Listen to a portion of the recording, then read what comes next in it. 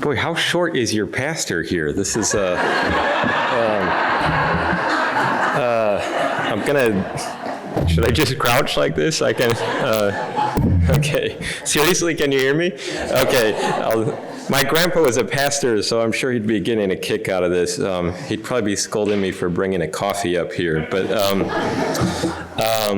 thank you for that kind intro. I should have just let you run with it. And thank you to the festival for having me out, and specifically thank you to Jill Karp. Thank you for your support of this book. You know, the first bestseller list that it made was the New England bestseller list, and now I understand that it was because of Jill Karp for promoting this book. So I feel lucky to be here. I don't like doing readings where I just sort of disappear into a book for an hour and then look up at you all when it's over, for a few reasons. One, I like trying to just set the table so that we can have a conversation about the themes of this book and the kind of craziness of it. The other reason is I have a 3-year-old and a 1.5-year-old, and I have this tendency of kind of breaking into like a sing-song voice when I read. And the third reason is I forgot my book. So that's just going to answer that question. All right, I'm going to tell you as quickly as possible how a 20-year-old American born in New York City came to steal about $1 million worth of dead birds from the British Museum of Natural History. Almost 10 years ago, it'll be next week, was the 10-year marker of when this happened. And how those birds came to become so valuable in the first place. The best way to get into this is to introduce you to a guy named Alfred Russel Wallace. This was a man who was born coincidentally as this church was being built in 1822. Alfred Russel Wallace was born in Wales to a low-income family. He had only about 6 or 7 years of formal education before he was pulled from school and was just working as an apprentice, basically. But he read Charles Darwin's Voyage of the Beagle and fell in love with natural history and wanted to kind of follow in Darwin's footsteps to chase an answer to the question that was dogging all natural historians at this time, namely, what is the origin of species? What accounts for the rise of new species? Why have some died off? And the thinking was at the time that in order to do this, you would need to build a rather substantial collection of specimens to bring back for prolonged study, to look at and to study the very subtle differences from one bird to the next or from one beetle to the next. That was partly what drove Darwin on his voyage.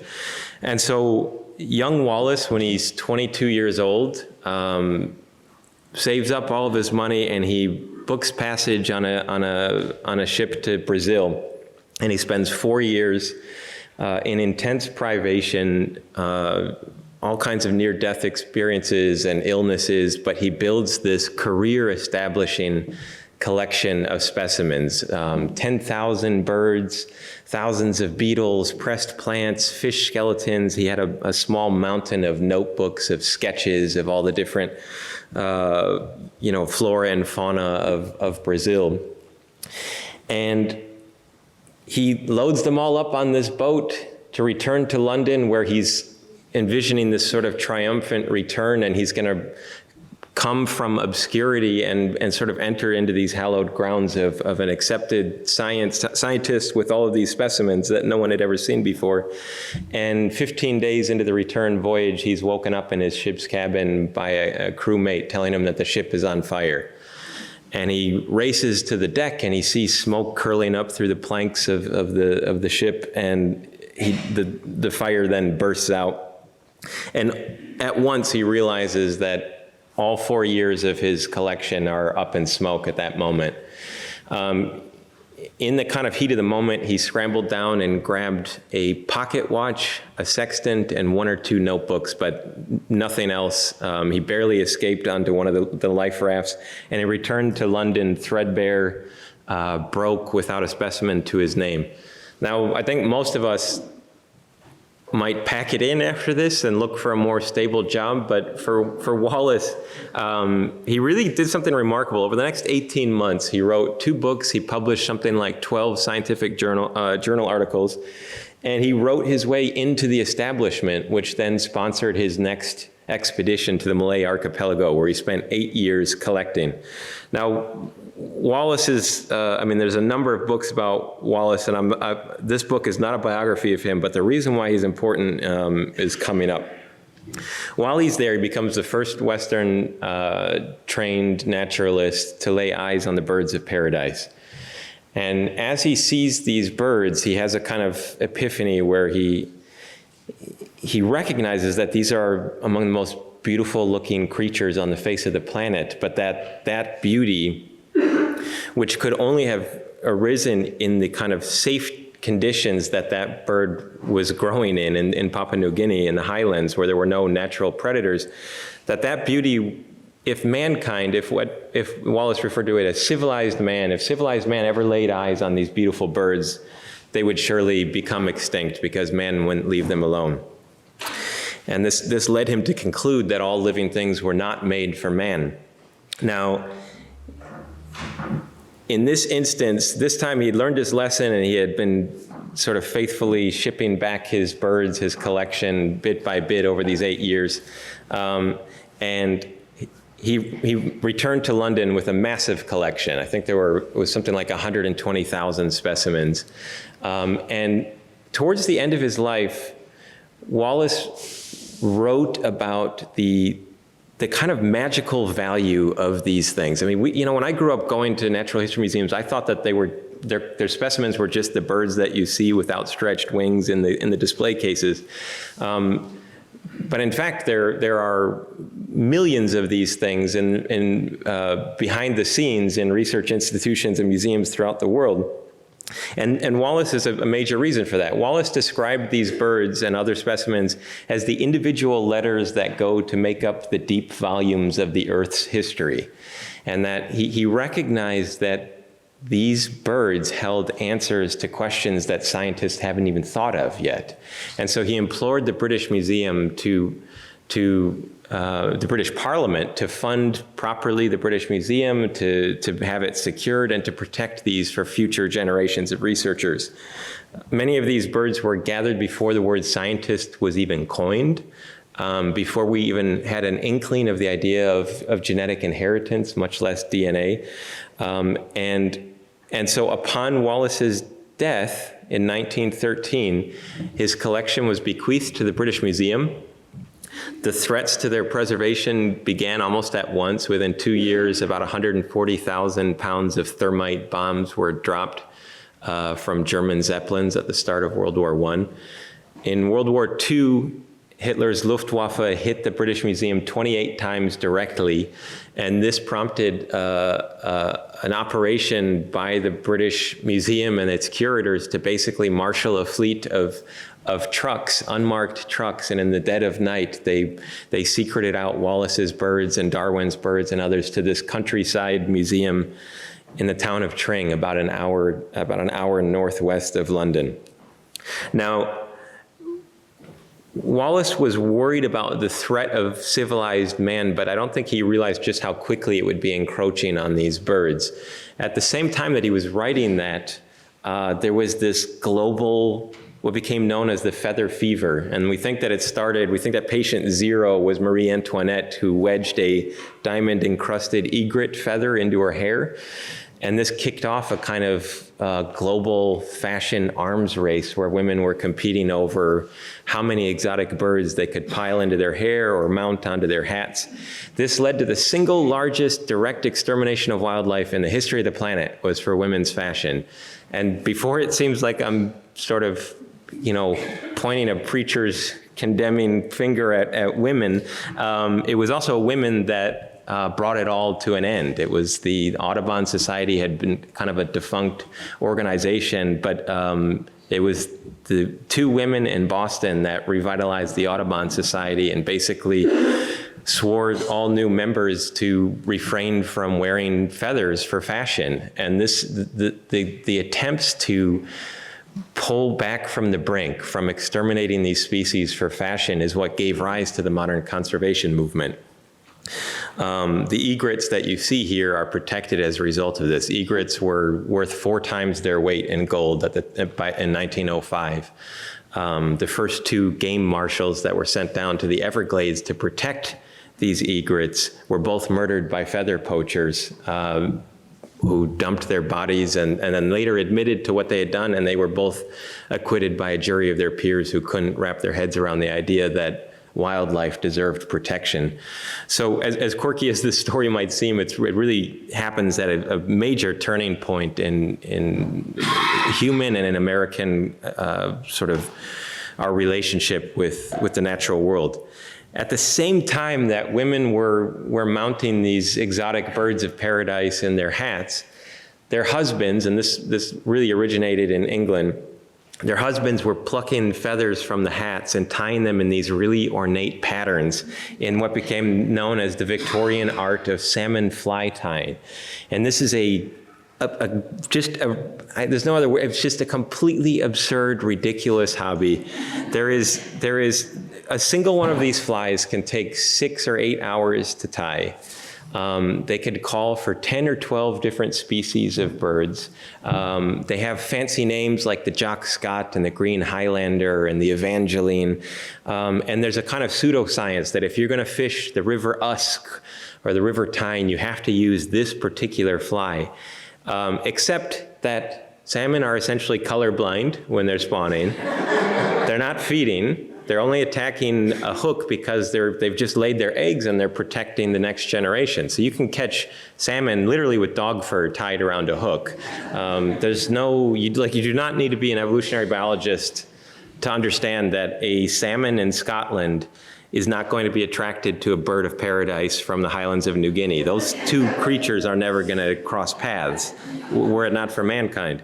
But there is a kind of a pseudo-religion that formed around this art form, and there are several books that consecrated this art form, and they're laid out in recipes, hundreds of these recipes, where in order to tie one of these flies properly, you need this particular species. Now, of course, this all emerged in the 1840s, 1850s, and now we fast forward into the modern era when many of these birds are protected by international treaties and domestic laws that, in large part, were a result of the first feather trade for women's fashion. Wallace wrote about how crucial it was to protect these things, and these birds survived not just the ravages of time and these hungry insects that were always trying to get into the collection. They survived, World War I. They survived Hitler, and then when they finally made it to this country museum, it was believed that they were finally safe, but no one could have imagined that they would finally succumb to a fly tyer from New York City. But this is what brings us to Edwin Rist, the hero of our story here, the anti-hero. Edwin was born in 1988. This is not some ancient story here.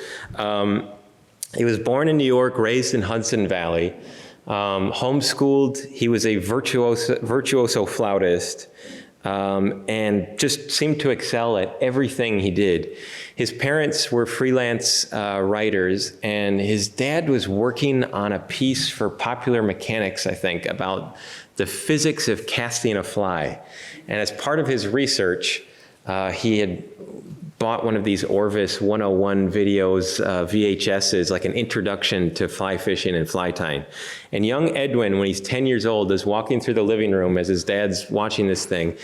At the exact moment when they're doing the demonstration on tying a fly, and they take this ordinary feather, just a chicken feather, and they tether it to the hook, and then when you coil it around the hook, it's called palmerine, if there are any hardcore fly tyers in the audience, I don't, but when you palmer a feather around a hook, every single fiber of that feather splays out in a perfect sort of ensheathing circle around the hook. And when you're fishing for trout, that's a useful thing because it can help the fly sit on the surface of the water, but it can also mimic the legs of an insect. There's a function to it. But for whatever reason, this young boy saw this ordinary thing being transformed into something really extraordinary, and he just had to try it himself. And so he races down to the basement, and he finds some fishing hooks. He finds some thread. He runs to his parents' bedroom and plucks some feathers out of his mom's down pillow, and he starts tying his own flies.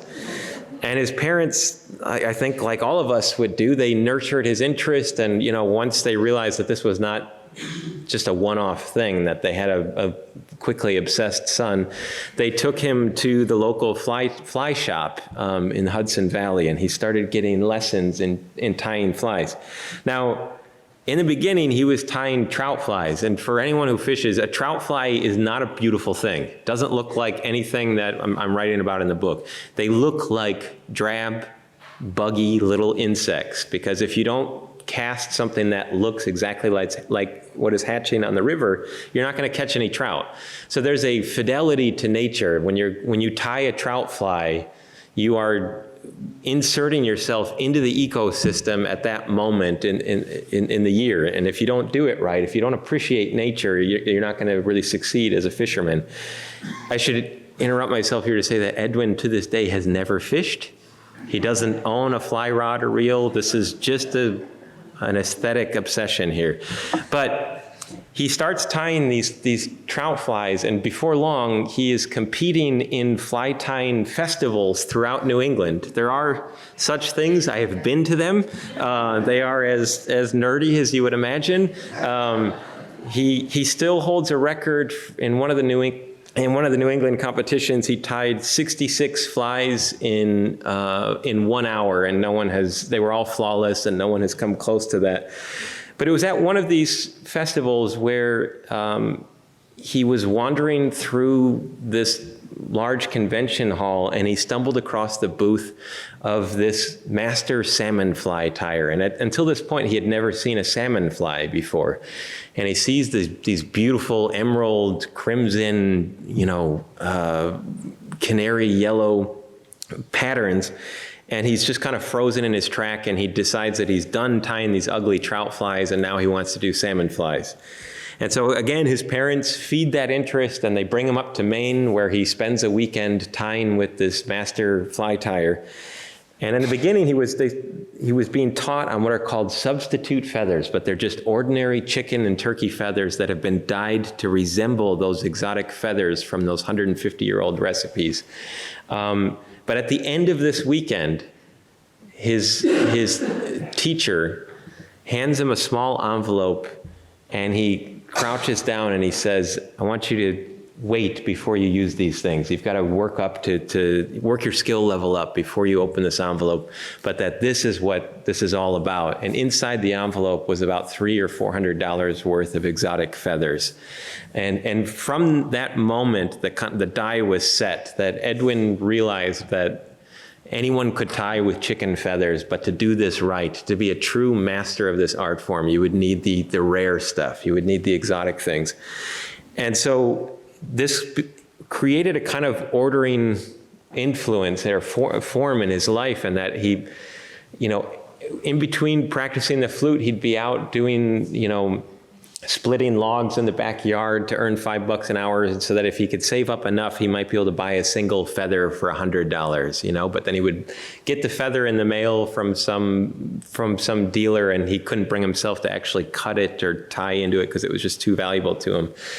But he was so good at this that by the age of 15, he was hailed as the future of fly tying by the editors of Fly Tyer magazine. There is such a thing. My wife rolls her eyes whenever it shows up at our house. All these things she didn't realize she was getting into with me. But as good as he was at this, his mastery of this art form was always defined by a longing for the things that he couldn't afford. Every now and then, an auction would come up on eBay, and it would be someone who found their grandma's Victorian hat, and it had these rare birds in it. And there would be a bidding war, but this 15, 16-year-old would always lose to these wealthier, older fly tyers. Just side note, an alarmingly high percentage of them are dentists, as if we don't have enough reason to dislike dentists. But I think it's because they're really good with, this stuff.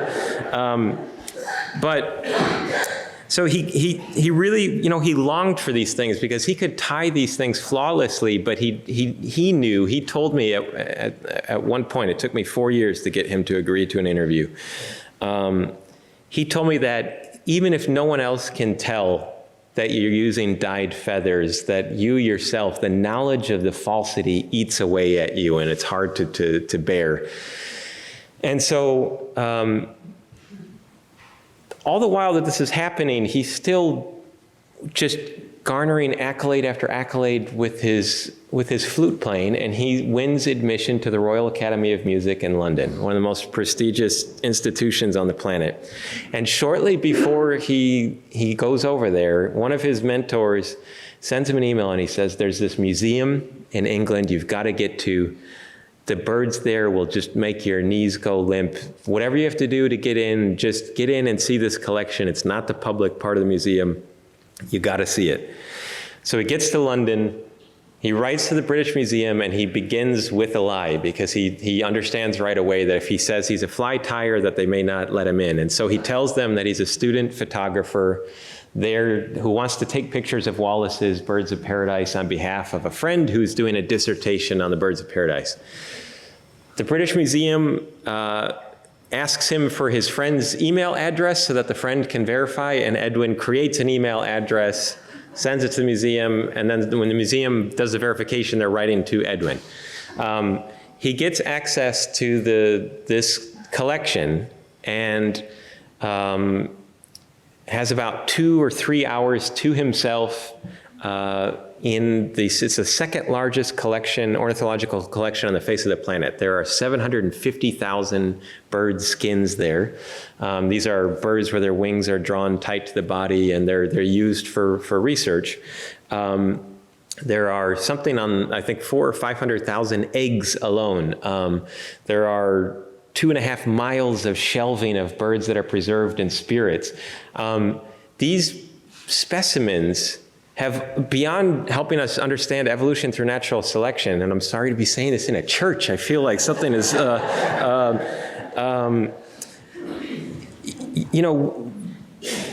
we understand definitively now from this museum's collection that mercury levels are rising in the ocean because they can pluck a single feather from a bird that was gathered from an island in 1820 and can compare it to a single feather plucked from the same species of bird in 1850 and in 1900 and 1920.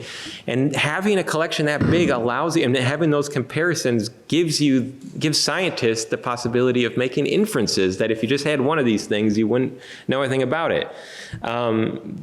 Scientists now can pluck a single feather and illuminate the entire food chain from isotopes that are stored in that bird's feathers. I mean, it's astonishing, and this is just what we're able to do now in 2019. But to Edwin, what he saw in these specimens was wealth. He saw prestige from being able to have. If he had these things, if he pulled open one drawer and did a quick tally and there was something like $200,000 worth of birds in the black market of fly tyers in a single drawer, and there was something like 19 drawers of that species. So as he's there, he's taking photographs of Wallace's Birds of Paradise, but he also starts taking photographs of the entry and exit points and of the hallways and of the windows and how high above the ground are the windows. And over the next 8 or 9 months, he is consumed with this plot. So in between auditions and rehearsals and class, he creates, I cannot make this up. He opens up Microsoft Word and creates a file called planformuseuminvasion.doc. And makes a list of all the things that he's going to need if he's going to pull this off. He goes on eBay and he buys about $2,000 worth of tiny Ziploc baggies that he'll use to move the product if he pulls off the heist. He buys a diamond blade glass cutter. He buys wire cutters. He registers edwinrist.com and starts building the site up as an e-commerce site. And starts really considering, I mean, at first he described it as kind of a fun game, but at some point it emerged from the gaming sphere and into reality. And that was when he was in a doctor's office at a routine checkup, and he looks over while his doctor stepped out of the room and he sees a box of latex gloves, and he goes, oh yeah, I forgot I need latex gloves if I'm gonna pull this off. And so he steals a pair of gloves to prepare for the heist. Not that, I mean, in the hierarchy of stolen things, the gloves are pretty low. But the night of June 23rd, 2009, he performs in a concert of Mendelssohn and Brahms, and gets on a train with a large empty suitcase and with the other, the glass cutter, and the gloves and things like that. And it's about a 2-mile hike alongside this country road from the train station to the town. And he slipped up this dark alleyway that ran behind the museum. And just as he had been planning it, he scaled a 7-foot wall. He snipped away the barbed wire. He tried carving, he thought it would be like a Mission Impossible style hole, like a perfect human-sized hole to slip through into the museum, but he dropped the glass cutter and considered bailing on the whole thing, but he realized he had put so much effort into planning this that he went back down, found a rock, looked around for any sign of a guard, and he bashed the window out, wedged the suitcase through, and about 3 hours later, and this is where depending on what mood I'm in, I relay this, but the British Museum, of everything in the book, this is the one detail that they virulently dispute, but the security guard was watching a soccer match while this was going on. This led to a surreal exchange with the museum when someone leaked them an early copy of the book, and they said, well, there wasn't even a soccer match going on that night. And then I had to prove that there was a match going on, and it turns out it was like a really important game. And then they said, well, that security guard doesn't really like soccer. And I was like, well, is he British? Like I thought but no matter what the guard was doing, he did not realize that there was an alarm indicator blinking. And so Edwin had three or 4 hours to himself. And in the process, in that time frame, he filled his suitcase and a backpack with 299 bird skins. Many of them were gathered by Alfred Russel Wallace himself. He wedged the suitcase back out through the window and hustled back to the train station, but he had lost track of time in the excitement of the plunder, and he missed the last train back to London. So for 4 or 5 hours after the heist, he was sitting at a train station a couple miles away with $1 million worth of birds, nervously looking over his shoulder to see if the cops were coming for him. He got back to his dorm room, spread them out on his bed. He later wrote somebody and said that he felt like the richest man in the world. And shortly thereafter started selling. He started posting them to eBay under the handle Flute Player 1988. He posted them on his edwinrist.com using the Latin binomial name, so he wasn't even using sort of slang coded words. Americans, one of whom was a dentist, boarded a plane to England just to buy these birds. None of his customers, and they came from all over the world, asked any questions as to how a 20-year-old college student was suddenly in possession of one of the largest private collections of these birds in the world. I won't go into every twist and turn of what happened, but he was eventually caught 15 months later, but a series of disasters happened from the perspective of justice, but the British Museum was so embarrassed by this that they were desperate to just sweep this under the rug. And so even though when he was caught, they gathered about a third of the birds were still intact, a third were pretty mutilated, and then a third were missing. But the British Museum said, well, okay, case closed, even though there were hundreds of thousands of dollars worth of specimens still floating around. For a quirk that I'm happy to go into in Q&A, but he never spent a night behind bars. He was given a very small financial penalty. And then he was given a degree from the Royal Academy of Music after all of this. I think the Brits were just like, what do you need to get out of our country? And he is performing in symphonies in Germany right now. And there's a substantial number of these birds that are still floating around. So the third part of the book begins, and this actually happened right around, I was in Nantucket 7 years ago. That was the only time I've been here. And shortly after that, I was waist high in a river in northern New Mexico fishing for trout when my fly fishing guide opened up his fly box just to tie another fly on, and I caught a glimpse of one of these beautiful salmon flies, and I'd never seen one before. And I started asking him these questions about, the history of these flies, and does it really work, and do salmon care, and all of this. And then he said to me, well, if you think this is strange, you should hear about this young American who broke into the British Museum and stole $1 million worth of birds to sell to this cultish community so that he could buy a golden flute. That was one of his objectives. And as he was telling me this story, it was like I could see like chapter by chapter lining up in my head. But I had never written a book before, and so the sort of maiden voyage in the investigation that I took was to the International Fly Tying Symposium in Somerset, New Jersey. And I walked around this huge hall where there are all these, I'm an author, so we traffic in fact. This is an unpleasant fact, but it's just a hall full of obese men hunched over hooks, tying pretty feathers to them. And I walked up and down, and there are all these. I mean, some of these fly tiers are so famous that there are crowds of men gathered around. And when they get to a particularly difficult part of tying the fly, people will gasp, like, "Oh, is he going to land this twist of silk around the hook?" I mean, it's a very strange world. But there was one fly merchant that who was selling bird skins and feathers, and I noticed that he kept a binder of rare feathers under the table. And I asked if I could see them, and it was like a 1-to-1 match of the species that I knew were missing from the museum. And I told him, I'm thinking about writing about the crimes of Edwin Rist and the British Museum heist. And he looked up from his fly and he goes, "I don't think you want to write that book."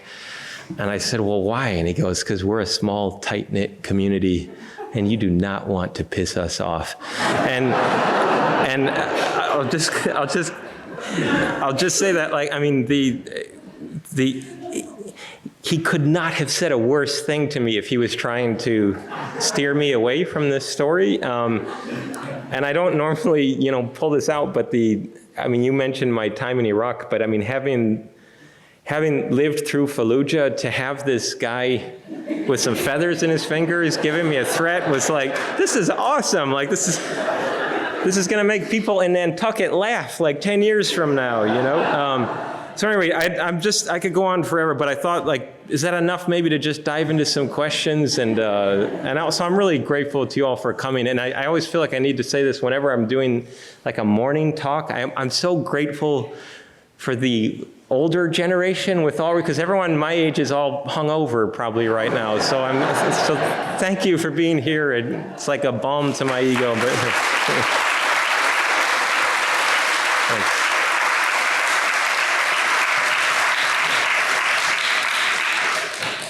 I think it's small enough you could probably just shout out your questions, but. I think I read about this story earlier. It's still being sold. Are the feathers still being sold? Yeah. So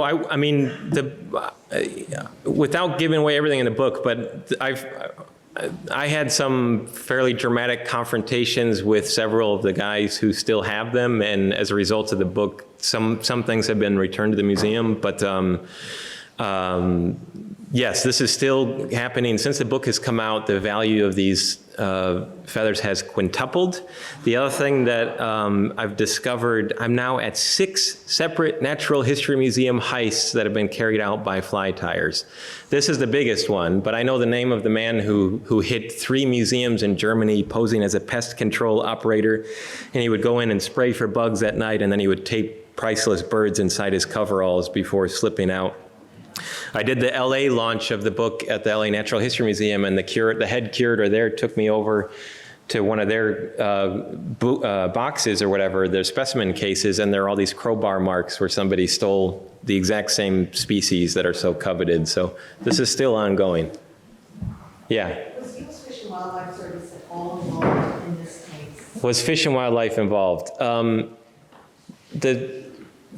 The reality is no, they're more preoccupied with sexier busts of rhino and elephant. I know. Well, so here's the thing. I spent 2 years badgering Fish and Wildlife to try to get them to pay attention to this. And in December of 2016, I finally broke through, and this agent called and he said, because I shared all of my research with them, I gave them a massive Excel sheet full of all of the traffickers. And in December 2016, that time is period, but important, but they called me and said they were opening an investigation because of me, and would I sign up to be their confidential informant? I'm the least confidential informant there is, because like they all know, everyone knows it's me, but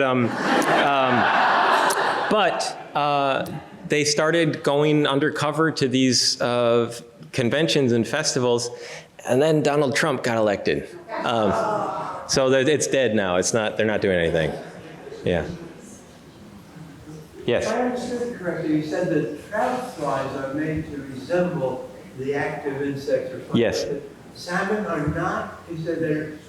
So salmon. The difference is, so salmon flies resemble nothing on Earth. They're these alien-looking things. Salmon, when they're spawning, they stop feeding. We now know that the keratins in their eyes basically switch so that they have something akin to infrared vision. So they're not noticing all of these subtle distinctions in these patterns. I mean, I've had a number of salmon anglers write to me since the book has come out to tell me the different ways in which they've caught salmon. And salmon aren't easy to catch, but one guy wrote to me and said that he caught a salmon with he had run out of flies, and so he tied a candy bar wrapper to a hook, and that's how he got it. So there's no scientific basis for any of this. So they're made to lure the fishermen. Yes, exactly. Yes. Have you sold the film rights? Yes, the Amazon Studios is making the movie of it, so, yeah.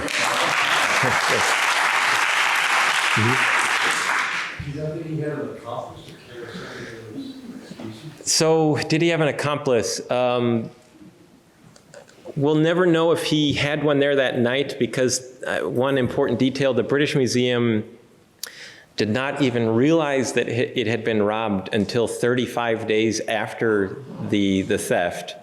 And importantly, CCTV footage expires after 28 days.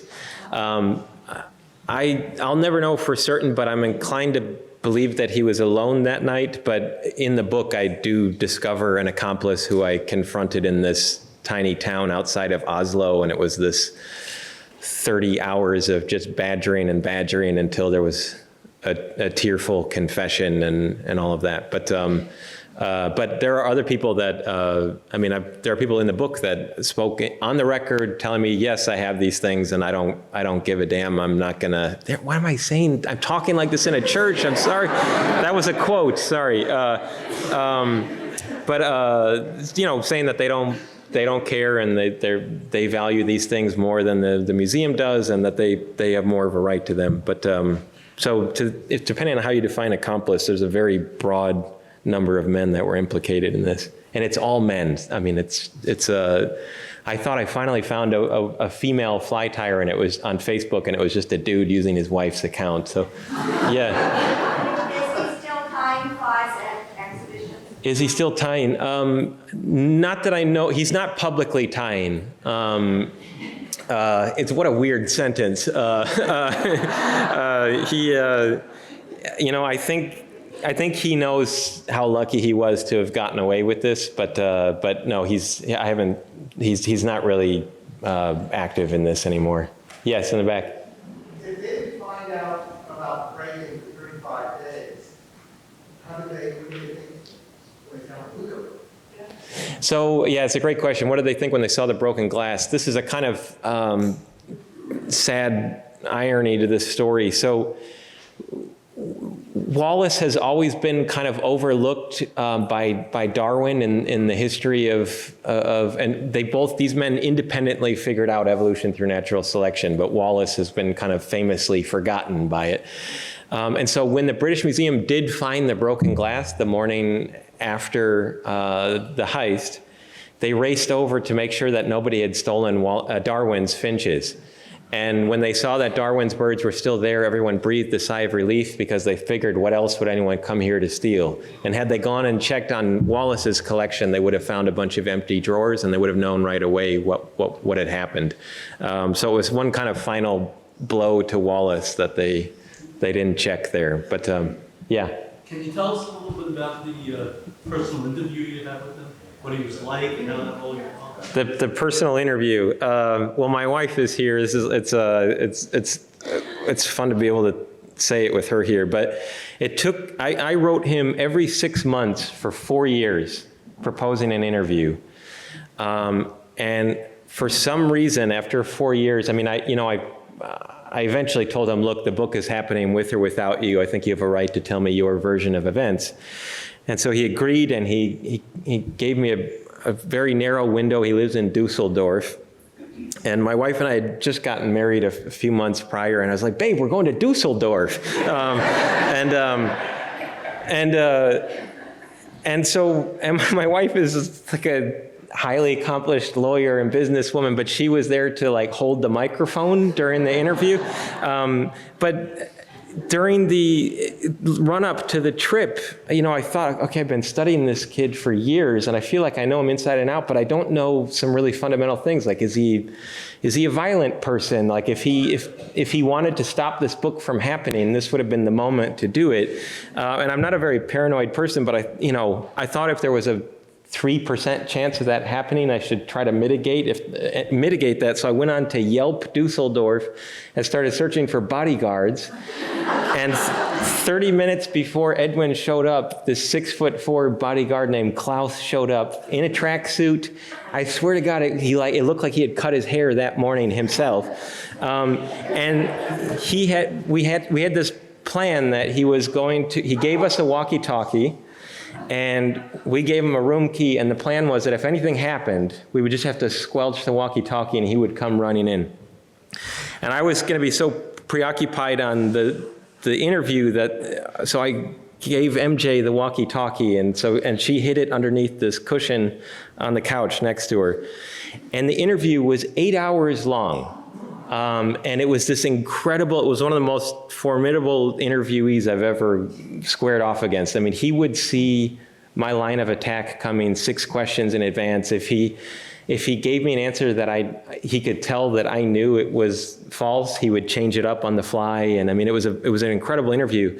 One of the reasons why it was challenging, though, is that we had just flown in the day before. We were super jet lagged. And at the hour 6 marker, he makes this dramatic admission that the reason why he never went to prison was essentially he faked Asperger's. And the Brits are notoriously lenient when it comes to sentencing people with Asperger's, and he admitted to me that I'm paraphrasing, but that he became what he needed to become in the moment, and he started looking back and forth like this in front of me and rocking back and forth and describing the sort of symptoms of someone with Asperger's. And I looked over at MJ, and she's fast asleep on the couch. And the walkie-talkie is in plain sight, and her hand is like right by it. And now I'm worried that like in this dramatic moment, like Klaus is going to come barging in. And so if you listen to the audio, like I start talking really loud, like, oh, so tell me what happened next, because I was trying to wake MJ up. But But it was an incredible, I mean, we met once. I sent him all kinds of follow-ups after that. He had a remarkable way of kind of compartmentalizing and, blaming the museum for being so poorly secured and minimizing the scientific value. And I mean, it was thrilling and exhausting, and even to this day, I still don't know why he agreed to it.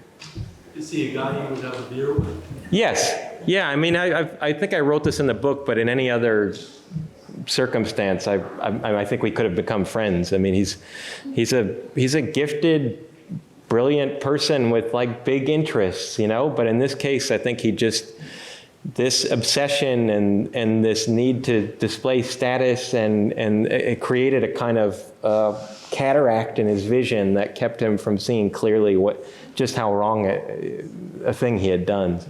Do we have time for one more, or is that? Unfortunately. I'm getting cut. Oh, I mean, because I think we could all sit here. That's really. Thank you all for coming.